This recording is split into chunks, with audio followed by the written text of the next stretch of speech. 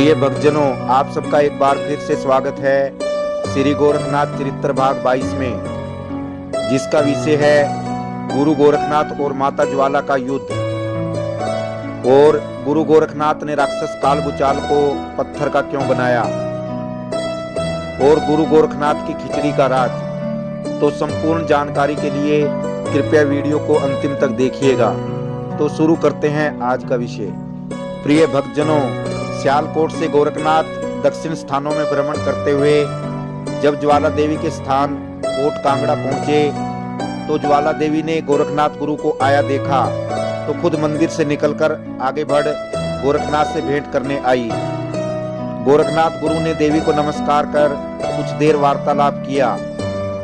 जब वह नमस्कार कर चलने को हुए तब ज्वाला देवी ने आग्रह किया, बेटा गोरखनाथ, क्या एक रोज मेरे मंदिर में ठहरकर मेरे हाथ का बनाया हुआ प्रसाद भी नहीं खाओगे? गोरखनाथ बोले, माता जी, आपका मंदिर अपवित्र है। जहां मंदिर में मांस और मदिरा का चढ़ावा चढ़ाया जाता है वहां का भोजन मैं नहीं कर सकता।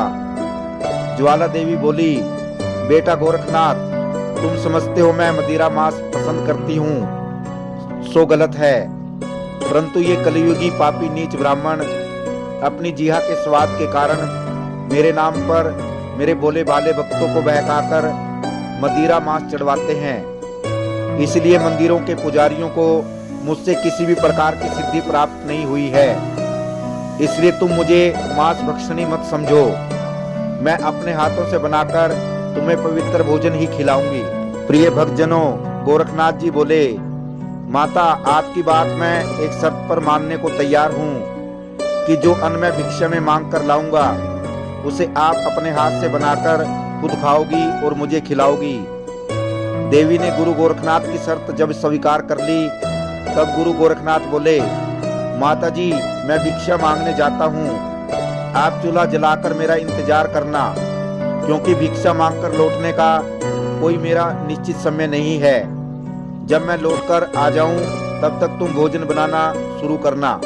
प्रिय भक्तजनों, इस पर ज्वाला माता बोली, बेटा गोरखनाथ, मैं यहाँ पर चूल्हा जलाकर रखूंगी और तुम्हारे आने का इंतजार करूंगी, और मुझे पूर्ण विश्वास है कि तुम जल्दी ही लौट कर आओगे। तब गुरु गोरखनाथ बोले, ए माता, मैं गोरखनाथ शिष्य मच्छिंद्रनाथ आपको वचन देता हूँ कि उचित समय आने पर मैं लौट कर जरूर आऊंगा। अब मुझे जाने की आज्ञा दे माता।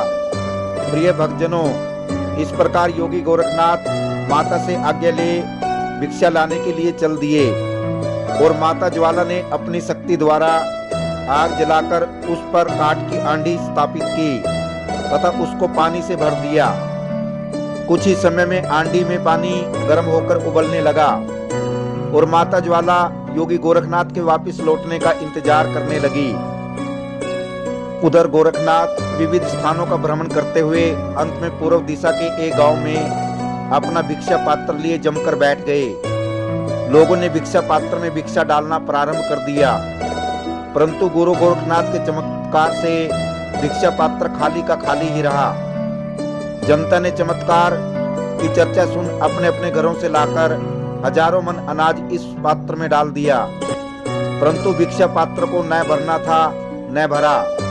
इस घटना की खबर दूर दूर तक फैल गई। तब गोरखनाथ जी उस स्थान से उठकर पश्चिम की तरफ जा बैठे। वहां उन्होंने एक छोटी सी झोंपड़ी बनाई और लोगों से कहना शुरू किया कि अब जो अन्न आवे इस झोंपड़ी में डालना। गुरु गोरखनाथ की आज्ञा के अनुसार अन्न झोंपड़ी में पड़ने लगा। जब थोड़ा अन्न झोंपड़ी में जमा हो गया तब अपने शिष्यों से कहा, तुम घोषणा कर दो, जो भी दीन दुखी हो वह इस झोंपड़ी से अपनी जरूरत के वास्ते भरपूर अन्न ले जाए।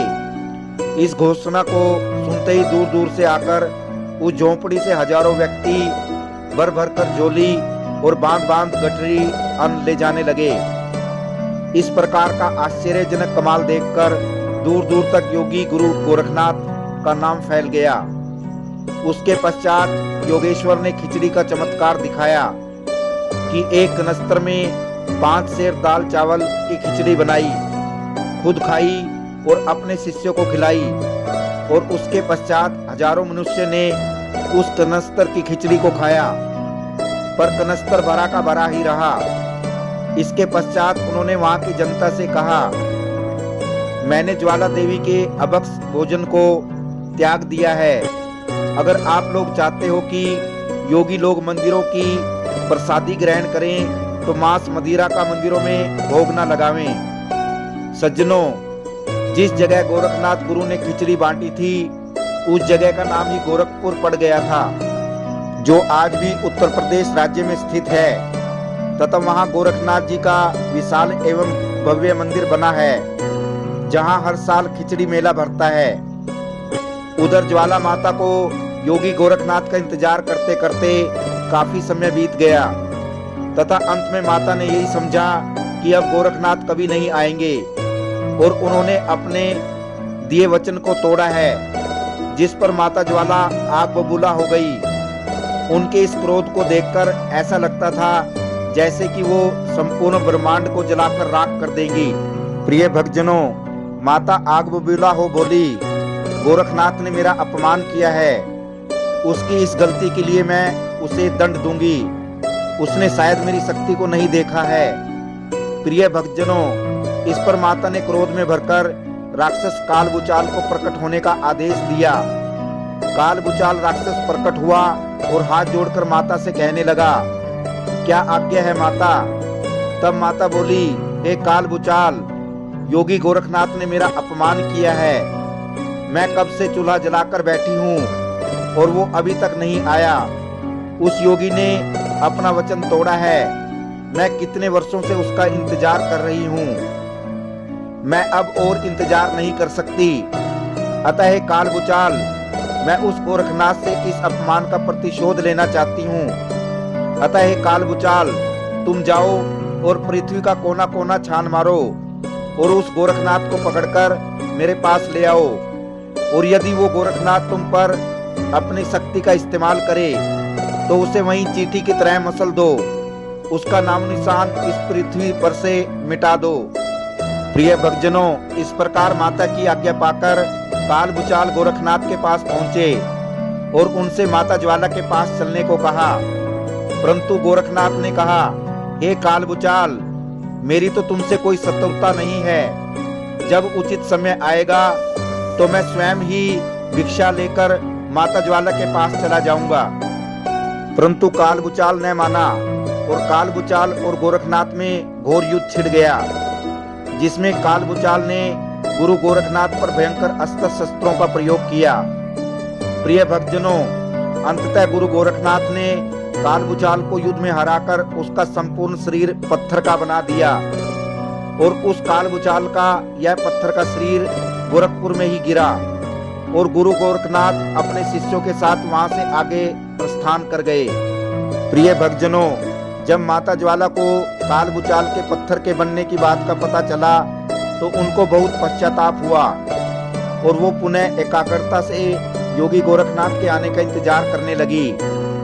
प्रिय भक्तजनों, योगी गुरु गोरखनाथ भिक्षा का अन्न लेकर आज तक माता के पास नहीं गए, लेकिन माता ने उनका इंतजार करना नहीं छोड़ा, जिसके फलस्वरूप कोट कांगड़ा में माता ज्वाला देवी के मंदिर के पास ही एक पहाड़ी में वह पानी अपने आप ही अब भी उबल रहा है, जिसे हम वर्तमान में गोरख आंडी के नाम से जानते हैं। ऐसी मान्यता है कि जब महायोगी गोरखनाथ जी भिक्षा लेकर माता ज्वाला के पास जाएंगे और उनके हाथ का बना भोजन ग्रहण करेंगे तो उस समय कलयुग का अंत होगा।